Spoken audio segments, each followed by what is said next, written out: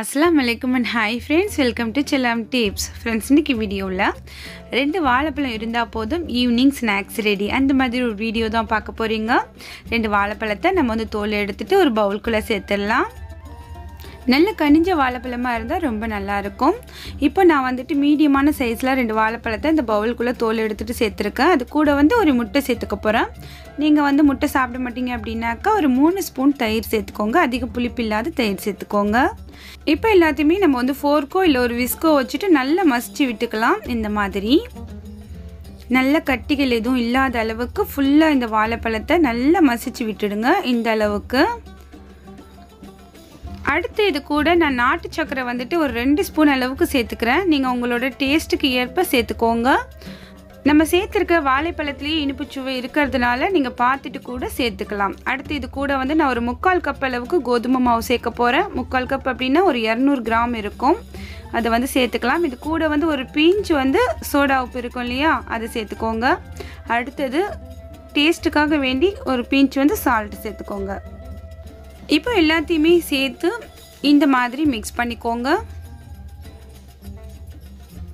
இது கூட வேறு எதுவுமே நம்ம சேர்க்க தேவையில்லை. தண்ணி எதுவுமே சேர்க்க வேணாம். தண்ணி பால் எதுவுமே சேர்க்க வேணாம். இது மட்டுமே போதும். ஃபுல்லாக இந்த மாதிரி மிக்ஸ் பண்ணிக்கோங்க. ஒரு திக்கான கன்சிஸ்டன்சியில் தான் இருக்கும். இது நம்ம வந்துட்டு அழகாக எடுத்தோம் அப்படின்னாக்கா நம்ம கையில் வந்து வளவலன்னு வரும். ஸோ இந்த மாதிரி. அடுத்து நம்ம வந்து ஒரு கடாயில் பொரிக்கிறதுக்கான எண்ணெய் சேர்த்து ஹீட் பண்ணிக்கலாம். இப்போ இந்த மாதிரி நம்ம கையாலேயே எடுத்து சின்ன சின்ன போண்டா மாதிரி உள்ளுக்குள்ளே அப்படியே போட்டுற வேண்டியதான். ஃப்ளேமை வந்துட்டு நல்ல மீடியம் ஃப்ளேமில் வச்சுக்கோங்க. கொஞ்சம் கொஞ்சம் இடைவெளி விட்டு இந்த மாதிரி உள்ளுக்குள்ளே எத்தனை போண்டா போட முடியுமோ அத்தனை போண்டா உள்ளுக்குள்ளே போட்டுருங்க. ஸோ இந்த போண்டா வந்து மைசூரில் ரொம்பவே ஸ்பெஷல். மைசூர் போண்டா அப்படின்ட்டு சொல்லுவாங்க இல்லையா, அந்த ரெசிபி தான் இப்போ நீங்கள் பார்த்துக்கிட்டு இருக்கிறது. ரொம்ப ஈஸியான ஒரு பனானா போண்டான்னு கூட சொல்லலாம். ஸோ ஒரு கெஸ்ட் வந்துட்டாங்க அப்படின்னாக்கா டக்குன்னு நம்ம ரெடி பண்ணிடலாம். வீட்டில் வாழைப்பழம் இருந்துச்சு அப்படின்னாக்கா. இப்போ வந்துட்டு ஒரு பக்கம் செவந்ததுக்கப்புறம் அதை அப்படியே திருப்பி போட்டுக்கலாம். மீடியமான ஃப்ளேம்லேயே வச்சுக்கோங்க. இல்லைனாக்கா அதோட மேலே இருக்கிற அந்த ஸ்கின் எல்லாமே கருகிடும். உள்ளுக்குள்ளே வந்து வேகாமல் இருக்கும். அதனால் நல்லா சிம் ஃப்ளேமில் வச்சுட்டு இந்த மாதிரி நல்லா பொரிச்சு எடுங்க. போண்டா வந்து நம்ம போட்ட சைஸை விட அப்படி டபுளாகி இருக்குது பாருங்கள். நல்லா புசுன்னு வந்திருக்கு. ஒரு பிஞ்ச் வந்து சோடாப்பு சேர்த்தோம் இல்லையா, அது சேர்க்கறதுனால தான் இந்த மாதிரி நல்லா புஃப்னு வந்திருக்கு. நீங்கள் சோடாப்பு சேர்க்காமல் செய்யலாம். கொஞ்சம் உங்களுக்கு வந்து உப்பி வராது, அவ்வளோதான். இப்போ நல்லா செவந்து வந்ததுக்கப்புறம் அப்படியே நம்ம ஒரு பிளேட்டுக்கு மாற்றிடலாம். எண்ணெயெல்லாம் நல்லா வடிச்சிட்டு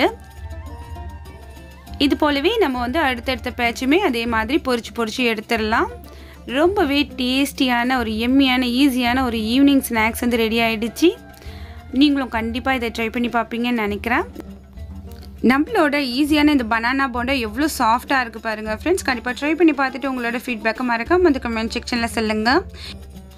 இன்னைக்கு வீடியோ உங்களுக்கு பிடிச்சிருந்துச்சுன்னா லைக் பண்ணி ஷேர் பண்ணுங்கள். நம்ம சேனலில் தினம் தினம் வரக்கூடிய ஈஸியான recipes and kitchen tips videos and best out of waste அந்த மாதிரி வீடியோஸ் எல்லாமே மிஸ் பண்ணாமல் பார்க்கணும்னு நினச்சிங்கன்னா மறக்காமல் நம்ம சேனலை சப்ஸ்கிரைப் பண்ணி வச்சுக்கோங்க.